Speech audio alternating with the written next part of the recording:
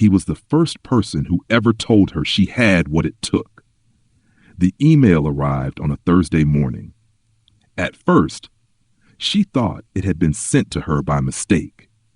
A forwarded thread, dozens of messages, conversations she was never supposed to see. And inside them, the man who had mentored her for 4 years, the man who had introduced her to rooms she once dreamed of entering, had been quietly dismantling her reputation behind her back. Not once. Not impulsively, not emotionally. Systematically, but notly. He's talented but not ready. She struggles under pressure. She needs more guidance than people realize. I'm concerned her confidence is starting to affect her judgment. Tiny sentences, professional sentences, reasonable sentences. The kind of sentences that never sound cruel until you realize they've been repeated in every room you weren't inside. She sat completely still after reading them, not shocked. Something worse. Something worse. Confirmed. Because some part of her had known for months, the delayed replies, the opportunities that disappeared, the meetings she somehow stopped being invited to. At first, she blamed herself. She thought maybe she wasn't working hard enough. Maybe she was speaking too confidently. Maybe ambition looked uglier on women than anyone admitted. So she worked harder, harder than everyone else. Earlier mornings, later nights, perfect presentations, perfect numbers, perfect emotional control. Because when someone chooses you, you start believing you owe them proof they were right. And he had chosen her.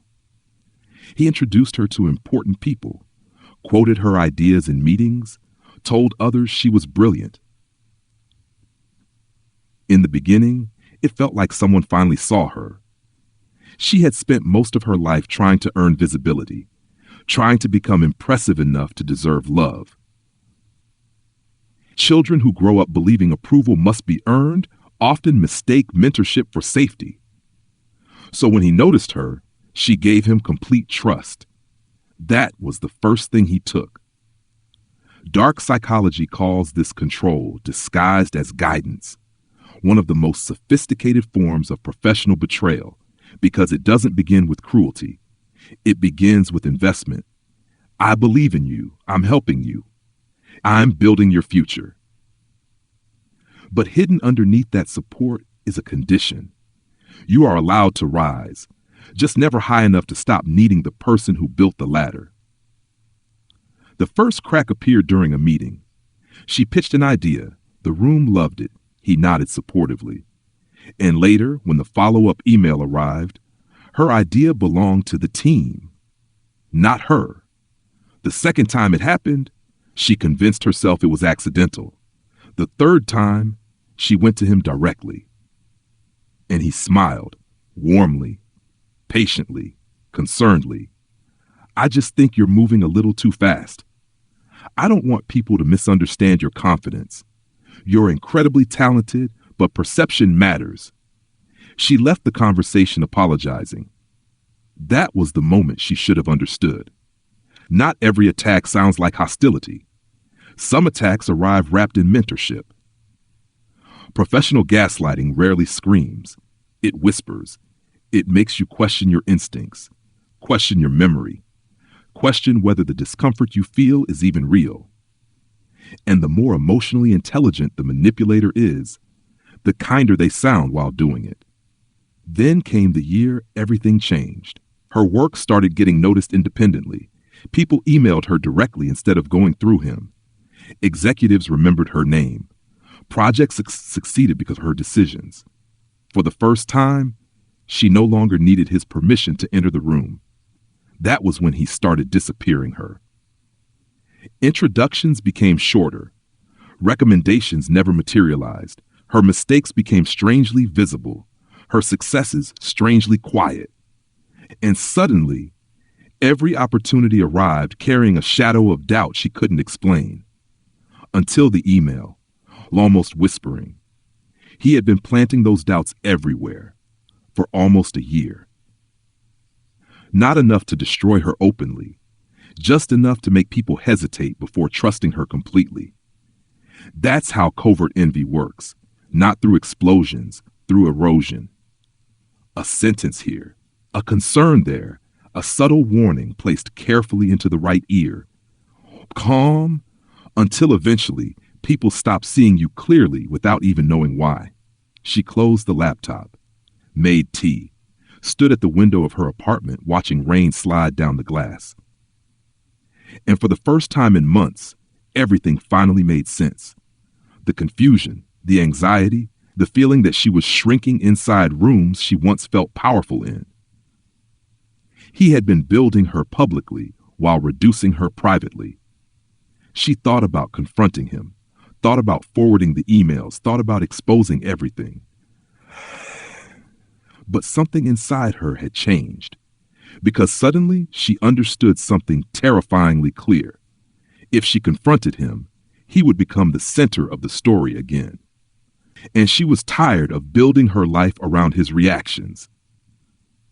So she did something much quieter. She went back to work, not obsessively, not desperately, precisely. She stopped over-explaining, stopped shrinking her ideas before presenting them, stopped apologizing for taking up space. And slowly, her work became impossible to ignore. The promotion came 11 months later. The meeting room was already full when she entered. People stood when she walked in. Her assistant handed her the agenda. The room quieted immediately. And there he was, sitting halfway down the table. Not at the head anymore. Just another participant. Voice calm. She ran the meeting with the same intelligence he once tried to contain. Only now, there was no fear attached to it. No need for approval, no need for permission, no need to prove she deserved the room. She barely looked at him. That was the part that mattered most. Because revenge is not always destruction. Sometimes, revenge is emotional irrelevance. The moment someone who controlled your confidence realizes they no longer control your self-perception. Dark psychology understands something most people never learn. People who secretly fear your potential will often try to keep you psychologically dependent before they try to stop you professionally. Because dependence is easier to manage than equality. Softer. And when dependence breaks, their admiration quietly becomes resentment. If someone ever mentored you, supported you, guided you, and then suddenly began making others question your capability the moment you started succeeding independently. Hear this carefully. Voice calm. Their doubt was never evidence of your inadequacy. It was evidence of their fear. Fear that one day you would stop needing the person who taught you to doubt yourself. And the cruelest part, soft reflective sadness. You probably spent years thanking them for wounds they intentionally created. But eventually, clarity arrives. And when it does, you stop trying to return to the version of yourself that needed their approval to feel worthy. The greatest response to someone who spent years quietly reducing you is not exposure, not revenge, not anger. It is becoming so undeniably yourself that their version of you collapses in every room they once controlled.